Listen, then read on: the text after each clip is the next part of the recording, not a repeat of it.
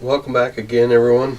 We're continuing on with the Colt series, namely the snake guns, and we're going to start moving up a little bit to the higher end snake guns, from the original Cobra and the late production Cobra, and on up through the Diamondback, which is a miniature python, to the King Cobra.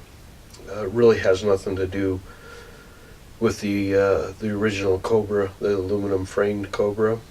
It's not similar in any way, really, other than the fact there was a 38 special. Well, actually, it can shoot 38 special, but it's a 357 Magnum in caliber.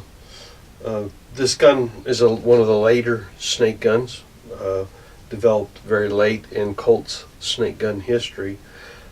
Introduced in 1986 and then discontinued in 1992. It actually resumed production in 1994 and was discontinued for the final time in 1998. This one particular one's a very late one, built in 1996 in the satin stainless. There was a bright stainless and also a bright blue also. This gun was actually created. I'll get my talking out of the way here first, then we'll take a closer look at this gun and talk about it a little bit more. But it was built in response to public demand for stainless steel revolvers, and so they took the Trooper Mark V and actually made it in stainless and gave it a barrel, a full underlug shroud, and in traditional Colt practices, they gave it a whole new name. Often a few small changes to a firearm, and Colt designates it a whole new model, which is what happened here.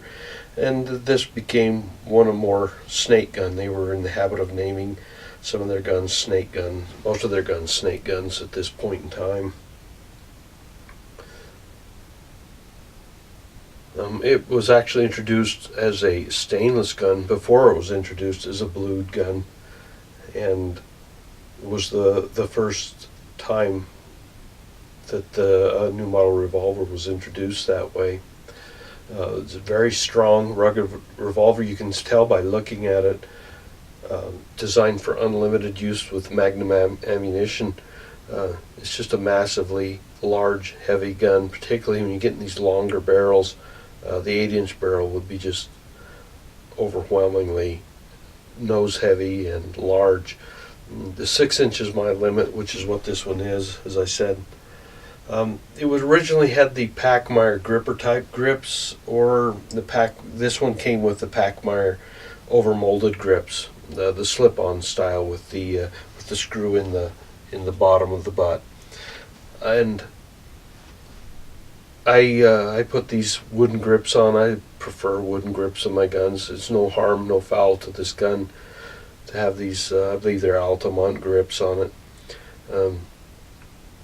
It doesn't bother me shooting the 357 Magnum with this heavy of a gun with a wood grip on it, and the original grips are not that attractive, but they're very functional. I have that in the original boxes. All my Colts do. At least all the snake guns. And they had gold medallions too on the aftermarket Vintage Industries ones. The emblems, they bounce back and forth between gold and silver on the more modern guns. Originally, the silver emblems were for all firearms, with the Python being the only gun with the gold.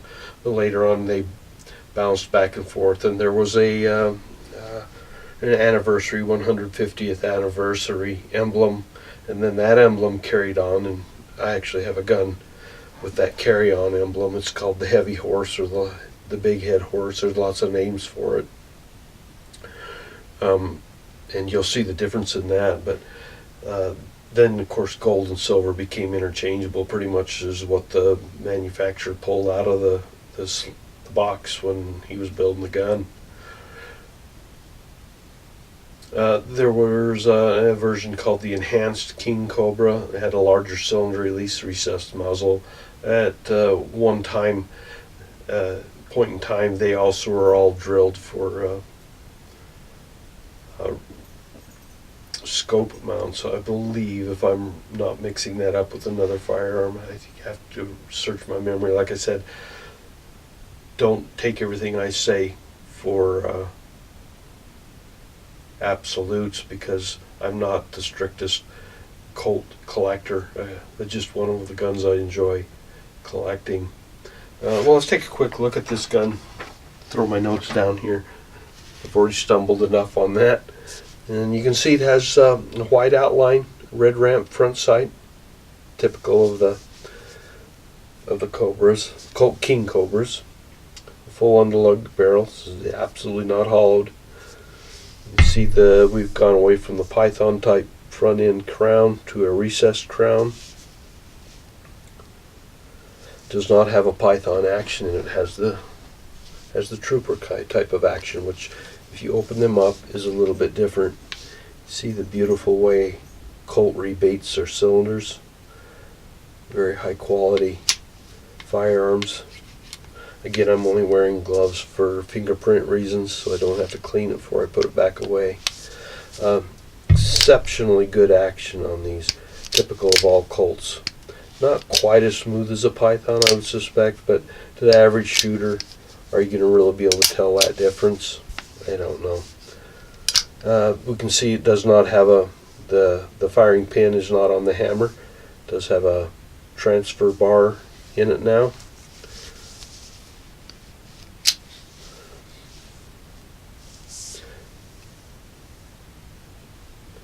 There's a good close-up of the interesting roll mark Colt used on the King Cobra. Almost, I guess, Egyptian in look, maybe, something like that, with the snake head on it. Very interesting type. See the fully ramped front sight, of course the full lug underneath.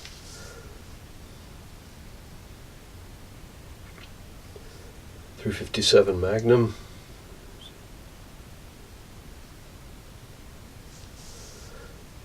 This gun is another one of my shooters.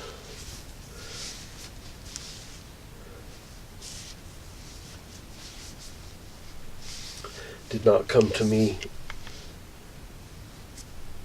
as a pristine gun, although it has not been shot a lot. It is a fun gun to shoot because of the heavy weight. Makes the